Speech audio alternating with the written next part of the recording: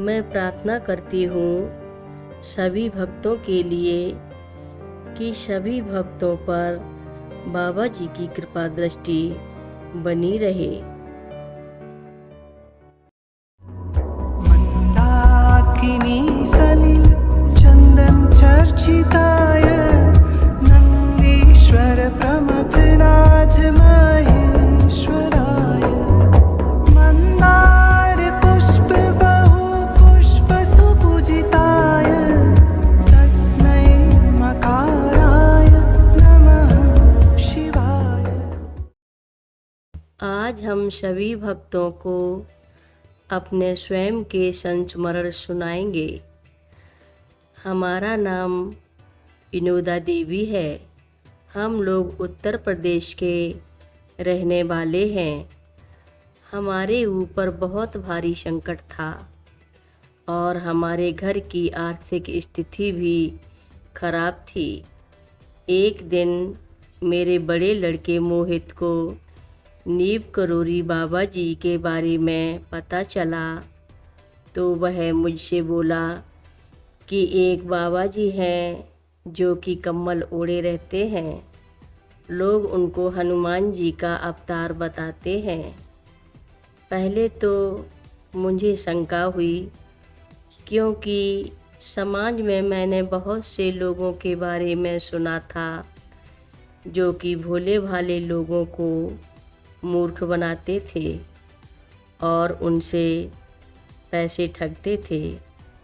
उसकी बात पर मैंने तब ज़्यादा ध्यान नहीं दिया।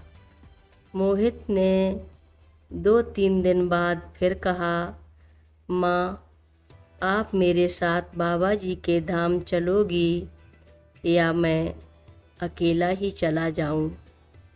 तो फिर मैंने कहा हाँ हम बाबा जी के धाम चलेंगे। फिर मैंने 10 दिन बाद बाबा जी के धाम को जाने की तैयारी की। इस दिन सवेरे हम लोगों को कैंची धाम जाना था। उस दिन सवेरे ही मोहित को बहुत तेज़ बुखार आ गया तो मैंने अपने बेटे से कहा कि बुखार बहुत तेज़ है, ऐसी स्थिति में जाना ठीक नहीं है। और उसके दोस्त भूपेंद्र ने भी मना किया लेकिन वह नहीं माना। मोहित अपने दोस्त को बाबा जी के धाम में ज़बरदस्ती लेके जा रहा था कि उसकी बहन की सगाई हो गई थी और फिर टूट गई थी। फिर हम लोग 8 बजे बाबा जी के धाम को चले गए। जब हम काठ गोदाम में पहुँचे तो रात्रि के 9 बज चुके थे। वहाँ पर एक आर्मी के एक जवान से पूछा जो वहाँ अपनी ड्यूटी दे रहा था कि बाबा जी का धाम यहाँ से कितनी दूर है। उसने बताया कि बाबा जी का धाम यहाँ से बहुत दूर और ऊंचाई पर है।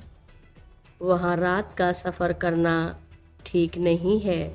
फिर वहीं पर बातों बातों में गेस्ट हाउस के मैनेजर ने कहा कि बाबा जी का धाम तो बहुत बड़ा दिव्य धाम है कि जो भी मनुष्य सुबह अपनी मनोकामना लेकर जाता है वे शाम तक उसकी मनोकामना पूर्ण कर देते हैं।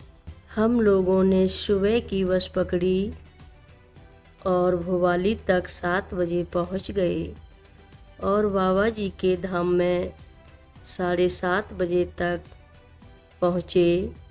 वहाँ पहुंचकर क्या देखते हैं कि बहुत सुंदर नज़ारा था। बहुत तेज़ बारिश हो रही थी, बहुत ज़्यादा ठंड भी थी। मेरी बड़ी बेटी ने कहा कि ये धुआं कहाँ से आ रहा है? तो दुकान वाले ने कहा कि ये धुआं नहीं है, ये बादल हैं और थोड़ी देर में पानी बरसा और आसमान साफ हो गया।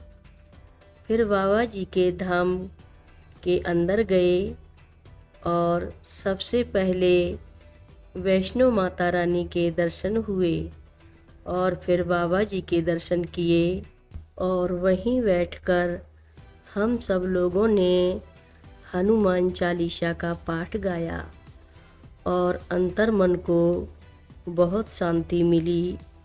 बाबा जी के दर्शन किए और वहाँ पर मुझे बहुत अच्छा लगा।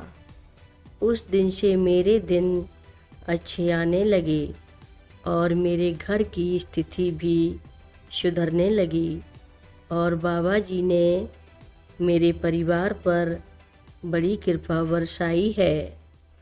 मैं प्रार्थना करती हूँ सभी भक्तों के लिए कि सभी भक्तों पर बाबा जी की कृपा दृष्टि बनी रहे।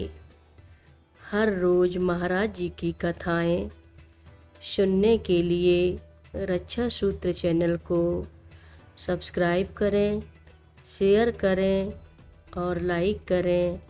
घंटी बजाना ना भूलें। कमेंट बॉक्स में लिख भेजें जय नीव करोरी बाबा जी महाराज। बोलो नीव करोरी बाबा जी महाराज की जय बोलो।